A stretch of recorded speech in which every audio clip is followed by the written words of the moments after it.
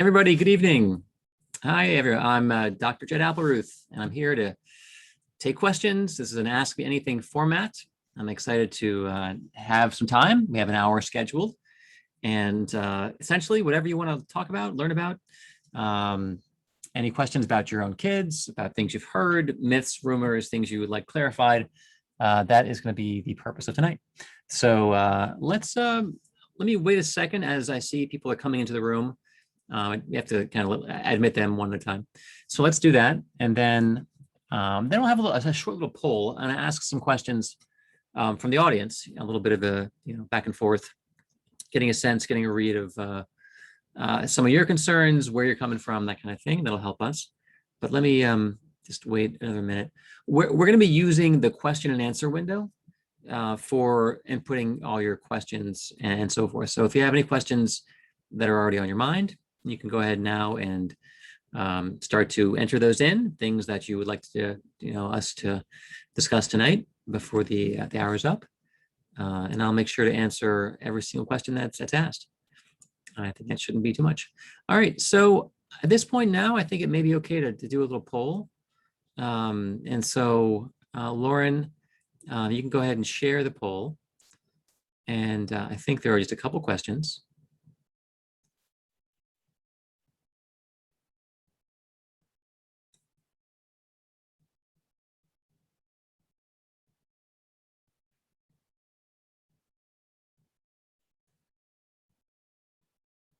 Okay, so that shouldn't take too long.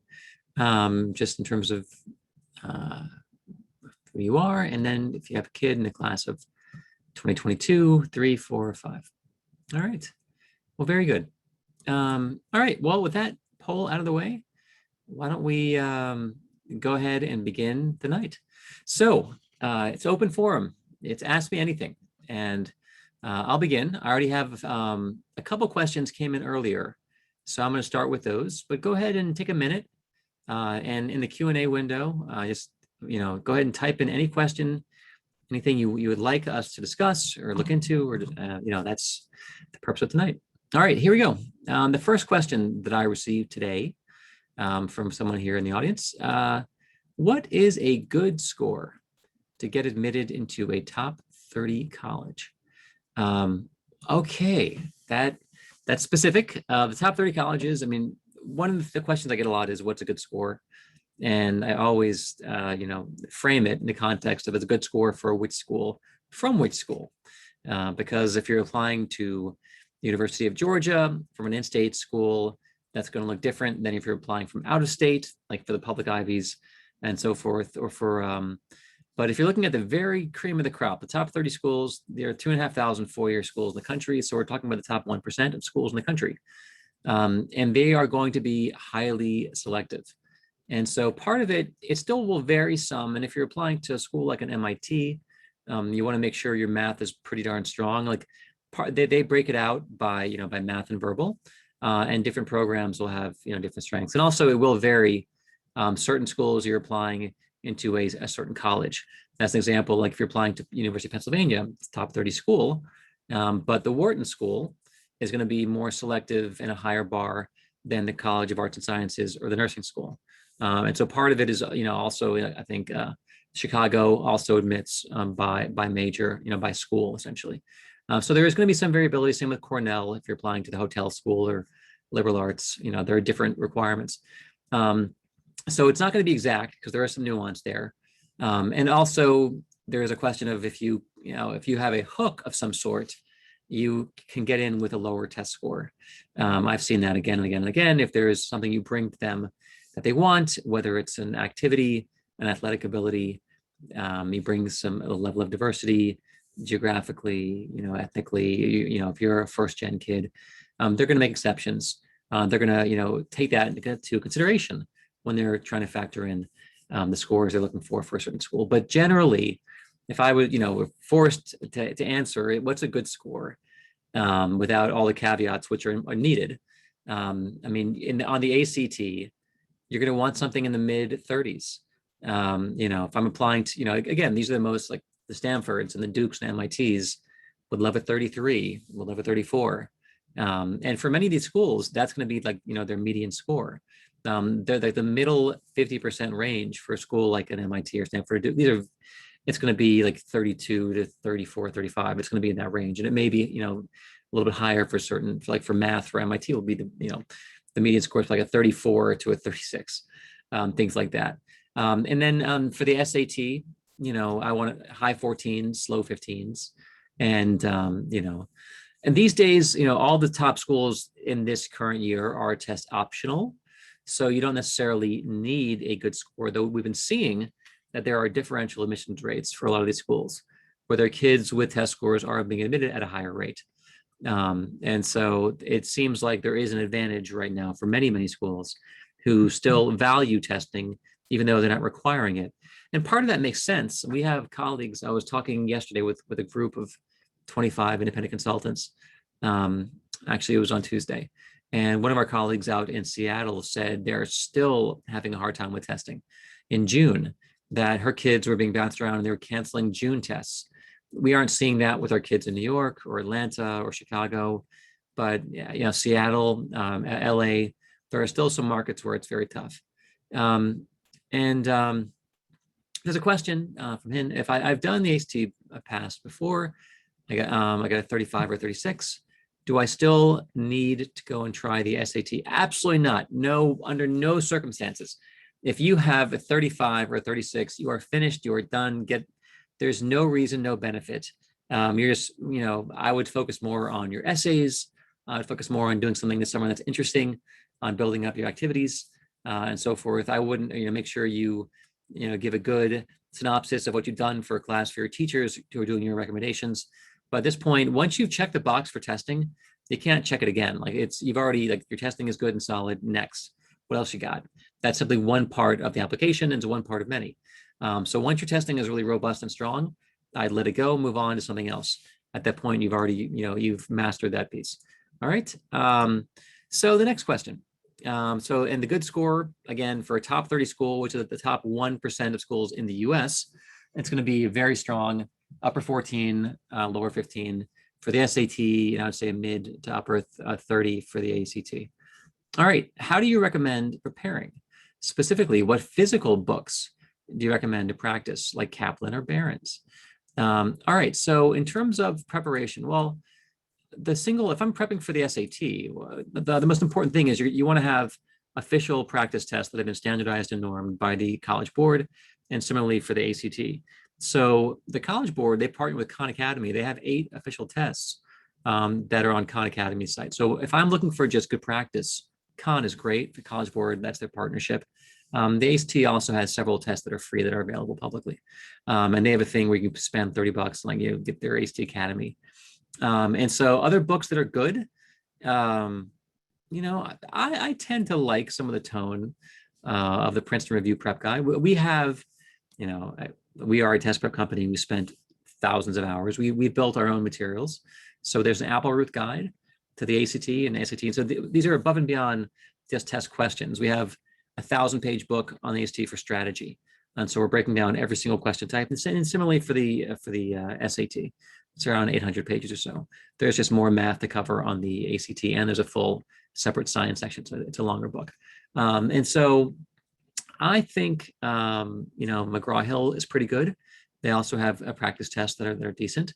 So Princeton Review, Gruber's, McGraw-Hill, the Applerouth book, and for sure use the free online resources. Those are really good. Okay. Now, next question. I have a couple that are similarly. And how do we find the Applerouth book? Go on our website. We have a page for like self-prep where we sell access to our, we have a computer-based course. That's going to be, we have hundreds of videos, hundreds of problems. And we also have our book. So it's going to be, I could probably even drop a link in. Or Lauren, if you wouldn't mind, if you could share a link. I don't know if that goes to everybody, but where to find our book, that'll be helpful to pull that up in terms of our resources that we make available for sale. So do you believe that the class of 2023 should primarily apply test optional, or will applying test optional tell the college that you don't have a good score? So we're at a place with testing where we are essentially back to where things were before the pandemic for 90+% of people in the US. In terms of our kids in New York and Chicago and DC, all of Eastern Seaboard, our kids in Texas, they're taking the SAT and ACT without much of a challenge these days, because they've really changed capacity limitations. It used to be you had to be 6 feet apart. Now it's 3 feet apart. After there was research that didn't make a difference. And now, so many of our kids are going in vaccinated, our juniors and seniors and so forth. And so the levels of safety really, it's so much easier now than it was, my gosh, a year ago in June. So there we go. Thank you, Lauren, for our self-paced courses and our books at applerouth.com/materials. So if you don't submit a good test score, with the exception of a couple markets in the country, international is different. I was speaking with I'm assuming most people here on this webinar are going to be from the US, but I was speaking with one of our consultants in Madrid, one of them outside of Paris, and one in Sweden. And honestly, a lot of their kids are not able to get testing. But in the US, it's really, things have really opened up. And so in my experience, if you're from the US and you don't submit a test score, the assumption generally at this point in the game is going to be that your test score wasn't something that you wanted them to see. A year ago, it was very different. Many kids just couldn't get testing, but that time is behind us. We are entered a new phase, thankfully. In the past year, we've made a ton of progress against the pandemic, and so things have really normalized for testing. So if you have a good test score, it's going to be confirmatory. It's going to strengthen your application. If you don't have a good test score, it's test optional means test optional. You certainly can get in without a test score. And now we're for last year was extraordinary. It was a pandemic year, and we saw the rates like half the kids in the country apply with test scores. But when you go deeper in the data, the schools that are more selective, like the selected public schools, about 2/3 of students apply with a test score. And at the strong private schools, it's about in the low mid-60s as well. And so even though only half the kids did, that's going to be overweighted by the schools who are less selective. Schools who were selective, more kids applied, and also it varied by major a lot. You saw a lot more kids applying and getting in at a higher rate for STEM kids, engineering kids who their math really mattered, and stronger schools. So do I believe you should apply without testing? If you have a good test score, for sure you want to send it. It's only going to help you. And there are many schools where your test scores, as well as your grades and your academic rigor, are going to inform the award they offer you, the merit-based financial awards they give. Some are need-based, some are merit-based. And there are some schools in the country have decoupled their merit-based awards from testing, but hundreds and hundreds of schools still allocate merit-based financial aid on a combination of your grades and your testing and so forth. So test scores can help you get in. Test scores can help you win higher merit-based awards and so forth. So, but if your test scores are not going to strengthen or contribute, then I wouldn't send them without question. If you have like a 3.9, you have unweighted, you have great academic rigor, you have great recs and activities, and your test scores are only modest or weak, don't send them. In that case, I would never ever send a weak test score in a world that's test optional. The same thing as like for the AP exams. If I have a 3, or if I'm applying to a very selective school, they only accept 4s and 5s, don't send your 3s. And for sure don't send a 2 or a 1. You want to lead with your strengths. So if your scores are good, send them. And that's the one nice thing, that their test optional does open up the lane for kids who have weaker testing, and it makes a path for them. But the path, like there are many schools who've not, there's no public forum for this, but there have been some reporters who, like Jeff Selingo, who's talked to the heads of admission from Georgetown and from Georgia Tech, and they were very transparent that the rates of acceptance for kids with testing were almost double the rates of for those without testing. Every school is different, but there are certain schools who are they're giving a clear signal that for them testing is still an important factor. Rick Clark over at Georgia Tech said, don't read too much into that, because there were differences between the applications of kids with test scores and without test scores.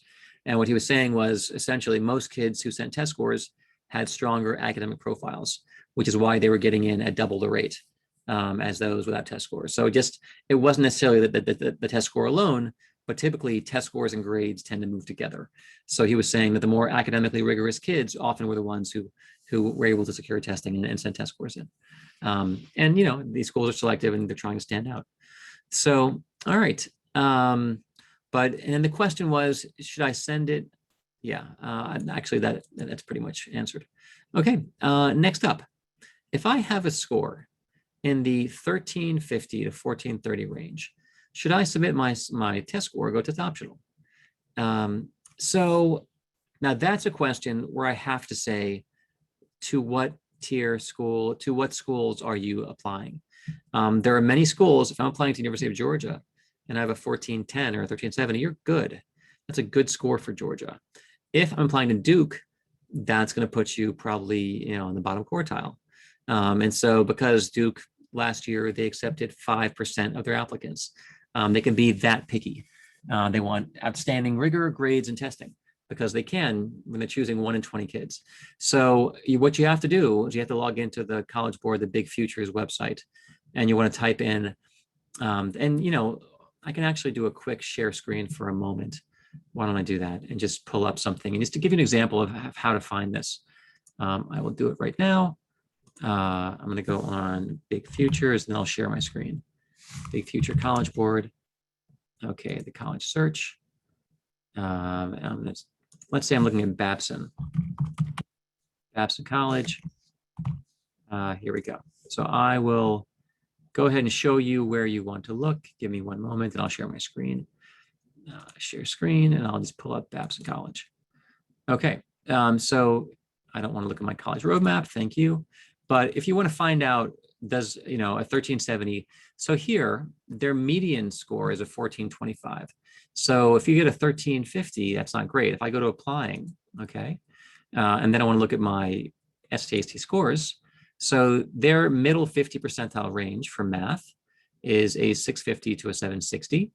And for verbal, it's a 620 to a 690.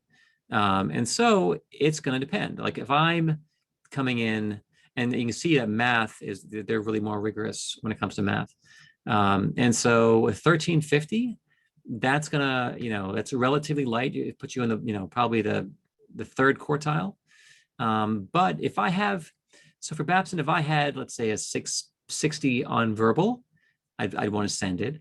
And if I had, let's say, over a 710, so I think with that split, I think I would send it. But so much depends upon looking at the ranges, and you can look up 1,000 schools. So as an example, if I look up Duke, let's see, this is Babson, Duke University, the College Board. Let me pull up their site, applying for their SAT scores. Here we go. They didn't report this year with a Common App. Wow, that's so interesting. Oh, they have, let me look up Penn, for example. Pennsylvania, UPenn, let's see if they reported this year. That's unusual for Duke. Okay, so their median, I'm sorry, that's not for, okay. Applying, test scores. All right, so for Penn, again, here, look where the math is.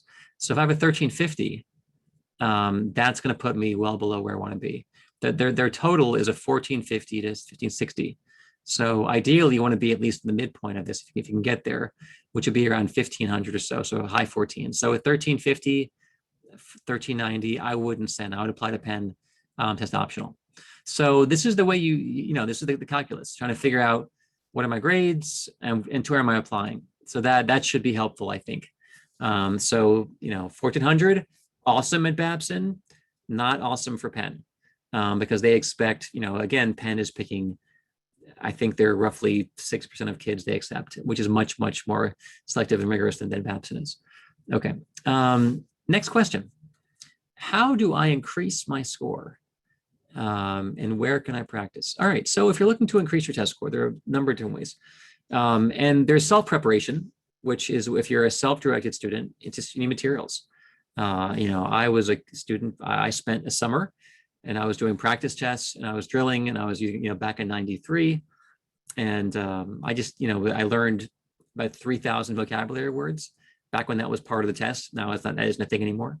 They got rid of the analogies and the antonyms and sentence completions. But back then, Half the verbal score was vocabulary. But just you need materials and a book for some strategy and just drill. And so that's for a student who's very self-directed. A lot of kids, though, need some support, some scaffolding, some help. Then there's a range of being part of a big group, a small group, and private tutoring. As you go up that range, it gets more focused on your needs, but also you're using more resources yourself. So there's 18 kids in a class and one teacher. The cost is according, and it's a group of 5 or 6, the cost increases. And when it's one tutor, one student, the cost increases because naturally it's just using resources. But the one-to-one is more efficient because you're only focusing on things you need and nothing that you don't need. Whereas if you're in a big group class, you're teaching more to the middle, you have to cover all the material, even if you've already mastered it individually. And so part of it is looking at your test scores and getting a sense of, and also are your scores balanced or really lopsided? If I'm really phenomenal, let's say I have a 780 in math, but I have a 630 in verbal, well, I've only missed 1 or 2 questions on math, but I have a lot to work on in verbal. So going to a big group class where they're doing both equally, I'm going to waste plenty of time on math, and I should focus all my energy on verbal. So in that case, it may make sense to do only a verbal course or work with a private tutor in that regard. But one-on-one, if you have, if the resources are there, it's the most efficient way to learn. And I've been, teaching groups and individual tutoring for 20 years in our team as well. And that may be a moment. I'm actually going to share a screen at this is for a second to show you something that we have up, which is right now we're in the middle of our promo where we do it twice a year. We have a June promo and a December promo where kids can get a benefit if you buy 10 hours, you get a couple extra hours, you buy 20 hours, you get 4 extra hours. And this is our savings for the year. So if you're interested, we are offering this through June. This is a huge sale, and many kids end up prepping over the summertime. So make sure you can call us and text us, and we can help you with that. Okay. All right. I'm going to stop that share. So now let's go back to questions. And I see we have a few questions, but I'd like some more. So if you have a moment, if there's something you heard, a neighbor told me this, I learned that this is true for my daughter, is it still true for my son? Go ahead and type in some questions. It's more fun for me if there are a lot of questions. And so I can try to answer them for you. So go ahead and put that in the Q&A and I'll jump in. All right, so I'm really trying to take the ACT and the SAT. Do you think it's a good idea? Or should I just stick with one? And do you think it's easier to switch from the ACT to the SAT or vice versa? So in my experience, you don't have to take both tests. Colleges, again, you check the box one time. So if your testing is good, testing is good. Getting more testing, it's not better. We've had kids get into like this year, Stanford, MIT, Harvard, Princeton, Yale, with one test score. So no matter where you're looking in the country, one test score will get you in. And so I'm trying to save your energy, resources, financial resources, time. So if you have a good test score, that's it. Stick with just one and do your better one. Look at your baseline test for both and find out where you're stronger and put your energy where you're already naturally more gifted. If your tests are within 60 points of each other, there's a margin of error of like 30 points per test. Just, error, you can, on a given day, you can go up or down 30 points. And so in that regard, if you're within like that range of 60 points for the SAT, then just go with whatever feels more natural. So if you have a 1300 on the SAT and you have a 29 on the ACT, it doesn't matter. You're at a place where on a given day, those numbers could switch. So I would say at that point, go with whatever feels more comfortable. In terms of it's easier to switch from one to the other. I mean, the ACT is about speed. It's a faster test. The ACT, you have more advanced mathematics. And it's a lot broader. And you also have a harder science section. The SAT, you have fewer problems, so it's less time intensive, but you have a much higher reading level. There's, you're reading at an 11th grade level for the SAT, but a 9th grade level for the ACT. So additionally, the math is presented mostly in word problems and lengthier word problems. So there's just more reading and harder reading, and depends on your strengths. But what I would do is look at your 2 baseline tests for the SAT and the ACT and go with that. Go let that inform your decision rather than which one you think is easier. Just go with your stronger suit or the one that feels more natural to you. All right, moving along. Next question.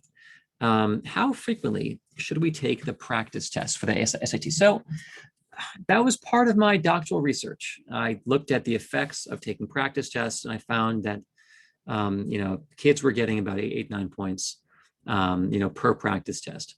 Looking at a big sample back in 2014-15. So ultimately, taking more practice tests seems to contribute. There is obviously going to be a point of diminishing returns, like an S-curve function, where in the beginning, early on, you're going to have bigger gains for your second and third test than you're going to have for your eighth or ninth test. But I'd say up to 4 or even 5 practice tests is pretty smart, at minimum 3, because it's just getting your timing down, building the endurance to be able to focus for that long length of time. Endurance is definitely part of it, and timing and time management. So how often to take them? My rule of thumb is after every 6 hours of real content study. So when I was working with a student, if I was doing 2-hour sessions, after 3 2-hour sessions with a kid, or 4 hour-and-a-half sessions, I'd have them always go and do a full practice test, just to test and gauge and see, are we moving the needle? It's important feedback. And then we'd obviously review all the questions my student missed, make sure we're moving in the right direction. So I would say after every 6 hours of focused study, do it, or at the minimum, maybe once a month, leading up to your test. And always within 1 month of every official SAT or ACT, make sure you take 1 full practice test to get you in that mindset, get your timing down, your mentality down, and so forth. Okay. All right, next question. For the class of 2023, so we just finished, the class of 2021 just graduated, which means juniors who are rising seniors, they're going to be the class of 2022. And so then current sophomores, rising juniors, are 23. So if you are a rising junior, you'll be graduating in the spring of 2023. You can begin to prep now. The only reason I would say to wait is if you have not yet taken Algebra 2. Students who've taken Algebra 2, they're good to go. The only other time you'd ever want to wait is if you are not the strongest reader and you're taking the SAT, because you might need, again, it's on an 11th grade reading level. And so there are some students who will benefit by waiting a semester until they've had enough higher level reading under the belt. Additionally, kids who are in Algebra 2, there's a lot of Algebra 2 on the SAT and the ACT. So if you haven't taken it yet in school, I wouldn't touch either test officially until either the February ACT or the March SAT. Otherwise, you're good to go. And a lot of our really strong kids prep over the summer before they're juniors. That's very, very common. And so if you're a sophomore, I'd say wait. But if you're a rising junior, you'll be prepping with many students who are using the summer, because academically, your junior year is a pretty hard year. So a lot of kids do some of the big lifting for testing over the summertime or the fall, totally appropriate, and so forth. All right, next question. How important are these subject tests? I study in the UK, so other people don't do it. For me, is that more important, or is it getting a good A-level grade better? So the SAT subjects have now been canceled. I think it was March, the March tests. They were going to be the last ones ever. Those were shrinking over the past several years. Then most kids didn't take them with the pandemic and disruption, because normally kids take them in May or June. And in May or June of 2020, no one took them because every test was canceled in the country for the SAT. So after that, they made an announcement, they made a decision, they were getting rid of them. So the SAT test for subjects don't exist anymore. They're now done. So I wouldn't sweat them. I wouldn't worry about them. They're not going to be a factor in admissions. If you have them, submit them. That's great. But going forward, no one will have them. So they're going to become less and less useful. If you're in the UK, I would focus on your A-levels and get good grades on your A-levels. That's more important. And also just take the regular old SAT or ACT. It sounds like it's been a lot harder for kids to take the ACT. Those are administered via computer, and I've heard most of our European students are prepping for the SAT. But yeah, that should be an answer there. All right, now how many hours are adequate to really see a meaningful increase in your score? So, of course, everything is always, it depends. But again, that S-curve function. In the very beginning, like if I was working with a student, or a student is really focusing, the first 6 hours are going to matter quite a bit. And it depends on, where you're starting from and what your end goal is. If a student is starting from let's say a 1050 or 1100 on the SAT, they have a long way to go. They're 500 points they haven't mastered yet. And so it could be they get a really important key concept like, and certainly with active reading, and they learn to read more engaged actively, or they really learn how to structure their math problems. That could lead to a very big increase with a little bit, there's a lot of leverage there. So a small bit of input leads to a pretty meaningful output.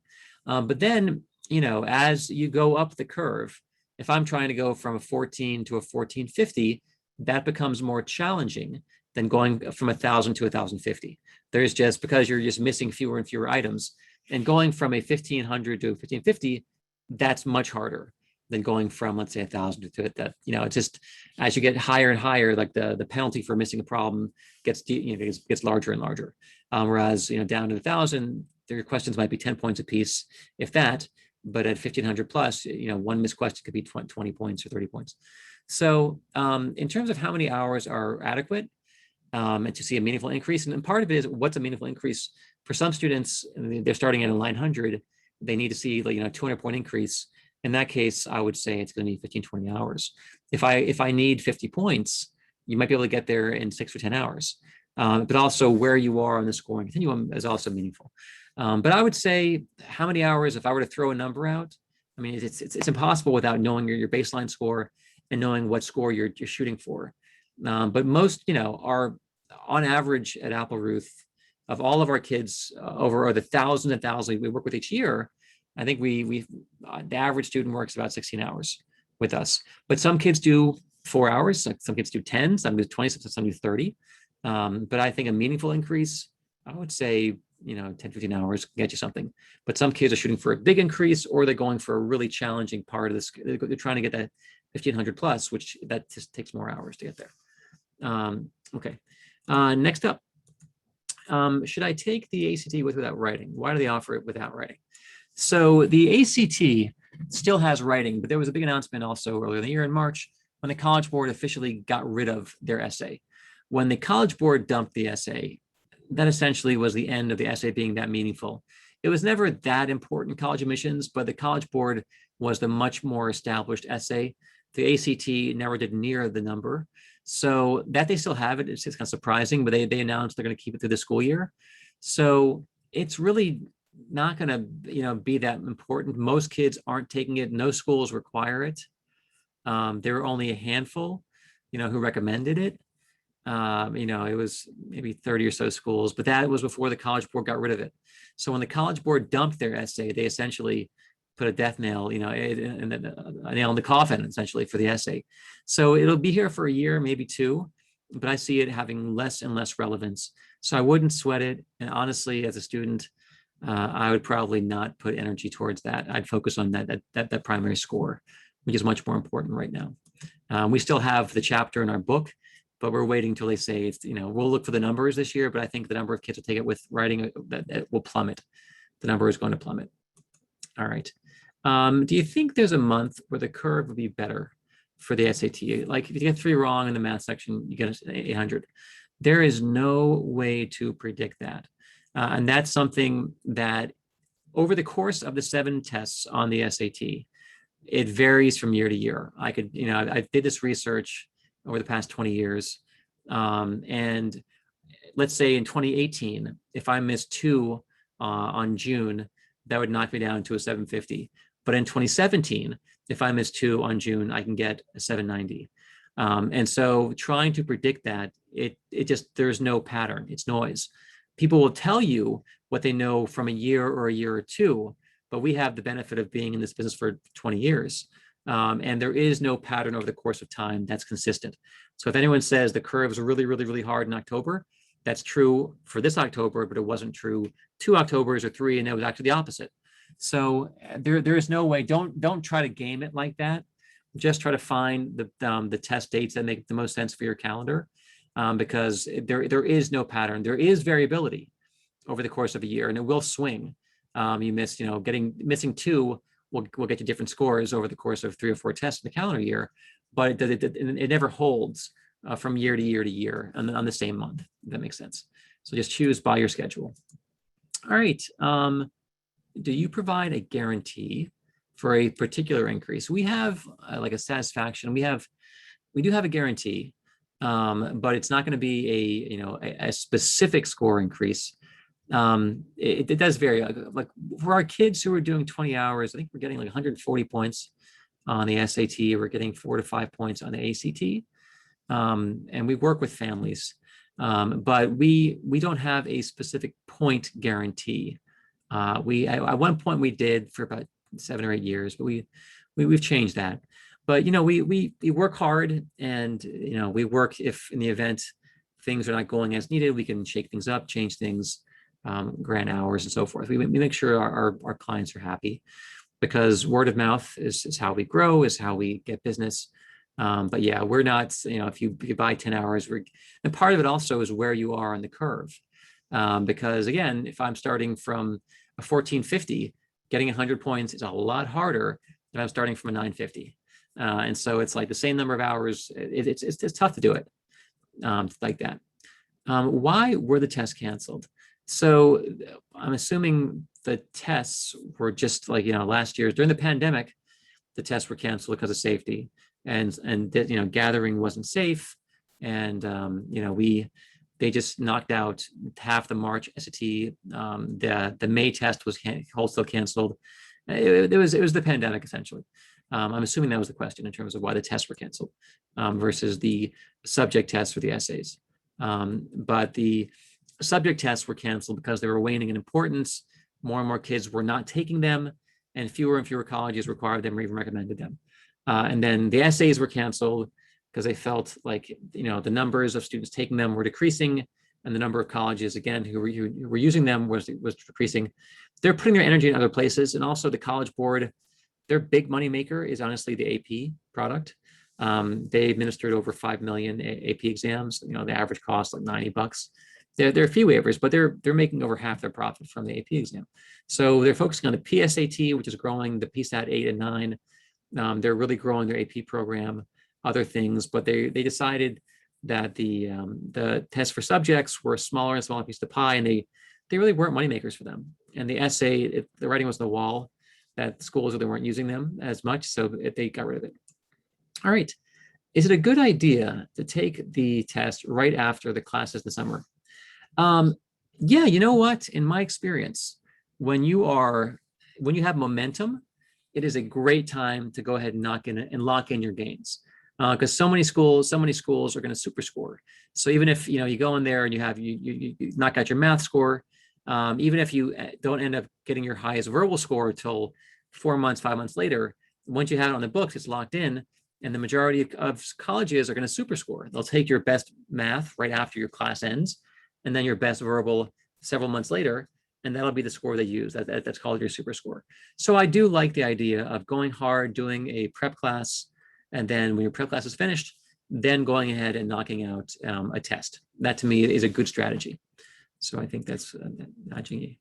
All right, Bazena, is there a correlation between the right and left brain and doing better on the ACT or the SAT? No, there's not.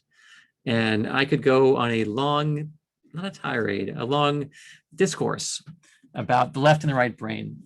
And there's been a lot of faux science that's been out there that really, like, every function is going to involve your left and right hemisphere. Every math function, there's a real myth of I'm a left brain person. That doesn't exist. I'm a right brain person. Like I've actually given talks on this. It's one of the key neuroscience myths that exist. And so left and right brain really isn't meaningful as a discussion point. But ultimately, the ACT is lower level reading. So and the ACT has harder math. The SAT, harder reading. But yeah, nothing to do with brain dominance or hemispheric lateralization of certain activities. And ultimately, the reading requires left and right hemisphere. Like certain parts, they kind of share and work together. And like when you're doing a math function, 7 parts of your brain are active and lighting up. Like the right part, like the language center, your left side will be decoding the information. And then the right side is going to be more, holistic. It's going to be seeing, observing, like they work together constantly. And the visual cortex in the back will be, breaking down the things you're seeing. So ultimately, there is no left and right brain. That's kind of a myth, a neuromyth. All right. Do you get point penalties for not answering questions? They used to, years ago, they got rid of the point penalties when they redesigned the SAT in 2016 in March. And so it's been 5 years with no point penalties for missing. And all they do is add the number right. And they've never, it's been years, maybe decades since there have been any point penalties. The ACT was always just add the number correct. So the name of the game is always, always, always, always guess. Never leave anything blank ever. Just fill them in a C or random pattern, but don't leave them blank. There's no penalty there. All right. I heard that on the SAT, improving the math section would be more beneficial to improve your overall score because it's half of the total score, whereas reading is combined with writing. Do you agree? Now you have your, the combination, the reading and writing. That's evidence-based reading and writing score versus the math. So that, the evidence-based reading and writing, you're going to have your, your different sections, your reading section, your writing section. You're going to have one math section with a calculator, one without.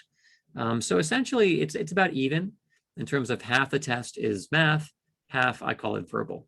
And so you have two math sections which load onto your math score. You have a reading and a writing separate section which load onto your evidence-based reading writing score. So ultimately, they're equally weighted. And so improving, if you can get points on math, you can get points on verbal, and it'll have the same effect. But they're, let's say, I don't know the exact number. I can go and find it in terms of either 80 questions between reading and writing and 70 on math. But ultimately, if you pop either one, it's going to have the same effect. So honestly, whatever's easier for you. If you can get easier points on reading, go there. Easier points on writing, go there. I'm sorry, on math or versus reading and writing. Okay. All right. I know that super scoring is a good thing, but will colleges look down upon the fact that you couldn't get the highest score on one sitting? They will not.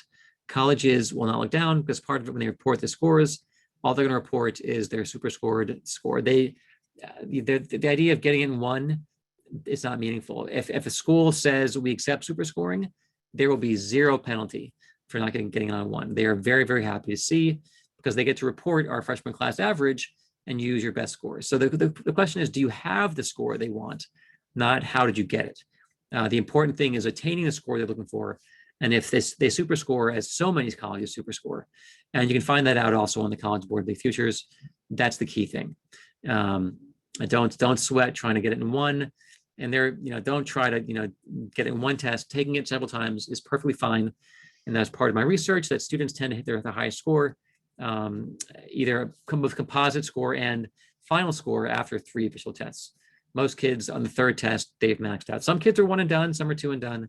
But over the course of looking at thousands of data points of students, by the 3rd test, most kids have maxed out and seen their best score. Okay. All right. When should you take the SAT? At what grade? And how many times can you take it? So we have, let's say 5% of our students, maybe 10% of our students take it at the end of sophomore year. But these are students who are in very advanced math. They may be, pre-calculus or calculus when they're 10th grade.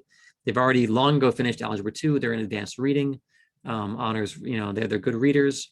And so, but that's a sliver. That's like less than 1 in 10 at the end of sophomore year, like the end of sophomore year. But then starting that summer, like junior year is when the vast majority of our students take their 3 SATs. I recommend taking SAT or ACT 3 times, and most students get them all done when they're juniors. And some of them, about a quarter of our kids or a third of our kids, end up going into senior year to finish up. That'll be like the August SAT or October. Because after October, that's the drop dead date. That's when kids are applying to college for early admission. The most, you're going to have October 15th dates and deadlines for early and November 1st. And some a little bit later, but that's pretty much where things are. So you want to finish your testing in advance of applying early, because often your early is your best shot. And so you want to have your ducks in a row before your early apps, which means you have October for some schools, and then most schools, and everyone will accept the August test, as well as the June SAT. But most of our kids are doing the lion's share, the bulk of their testing during the course of their junior year. How many times can you take it? There's no cap on it. How many times should you take it? Like I recommend taking it 3 times officially. And so the first test, you go on and you prepped hard, do your first test. Then you get the feedback. Where should I work on? Where should I improve? Most students see improvements on most sections on their second test.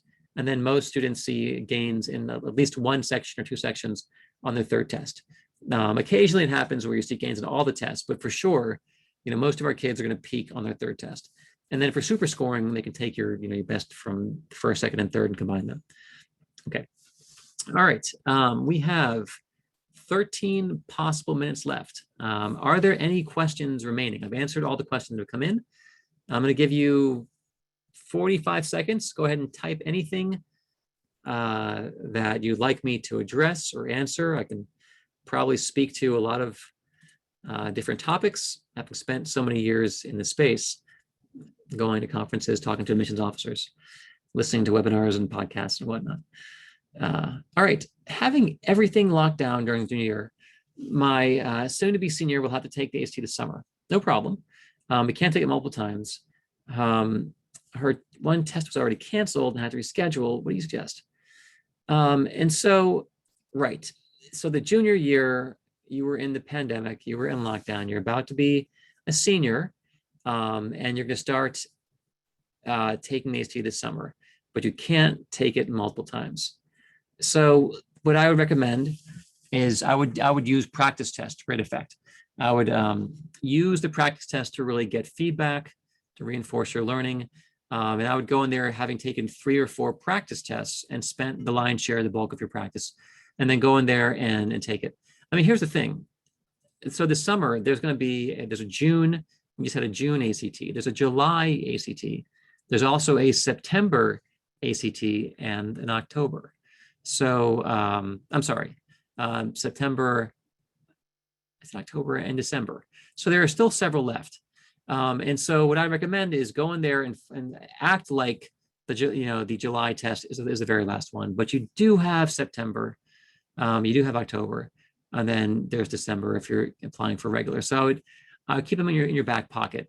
And because sometimes if you only have one shot, that actually creates some pressure that I have to, and that can create some anxiety versus knowing you have, a backup if you need it. That can actually diffuse anxiety and bring you more to calm and center versus I have to do well here or this is my one chance. So I try to minimize stress, which is why I like having 3. And some kids are one and done. But I would say use practice tests, use focus study, go in there and take July. But if you need be, you still can take other ones. They will be available, I hope, for you. Test prep over the summer makes some sense. But if you're taking the test multiple times throughout the year, how do you prep? Do you work with students throughout the year? Is an hour a week? What's your ideal? So many kids do prep over the summer, but then spread things out. So as an example, like I like taking 3 tests during the year as a junior if I can. So it could be I do a prep class over the summer and I go in there and let's say I take the August SAT or the October test. Then things get busy for me, but then I want to go ahead and take it again in December. And then I'm going to try once again in March. Totally appropriate. So you're doing the lion's share of the content mastery and lifting over the summer when you have more time. But then I'm going to be doing some review, and you don't have to go, with a tutor, and it doesn't have to be an hour a week, but definitely before you're going into an official test, I would make sure that we're doing some ramp up within about 6 weeks of those tests. And sometimes kids do 2 in a row, and then they wait a while and do a third test. You don't have to go bam, bam, bam. Because you have life, you have activities. If you're in lacrosse or wrestling or the play or model Arab League or UN, whatever you're into, that might be those test dates become inconvenient for you. Then work around your schedule. So what I recommend is do the big lift when it makes sense, when you have time, and then you do lighter follow-up over the course of your year to make sure you don't go in there cold. So I can go big lift summertime or in the fall, and then a lighter lift with a little follow-up leading up to the test that you're taking. And taking a break is okay. I can back off for a month and a half if I'm in the middle of my big season, but then go back and turn it back on again within a month or so of the next actual test. Okay. Now, next question. Is there a book to practice the history section of the SAT? Now, so there is no history section for the SAT. You're going to have of the 5 reading passages, one of them will be on history. There's a prose fiction, there's like a narrative fiction, a sciencey one. But there is no standalone history section. There is a reading section, they'll cover some history concepts. And the same thing for the ACT, that there used to be like the US history SAT subject test, and then the world, but those aren't there anymore. Those are gone. Okay. All right. So I think, let me do one more time. So one final thing in the event you need any help, we are here to help. I think I've answered all of the questions that have been asked. If we have time for one more question or 2 more questions if you would like. But it seems like the queue is empty. And if there are questions, feel free to reach out to us, info@Applerouth. You can email us any questions you have or call us directly. Anything about scheduling or testing or those kind of things, we are happy to help. And thanks for your engagement and your questions. And we look forward to being a resource to you in the future. All right, everybody, have a good night.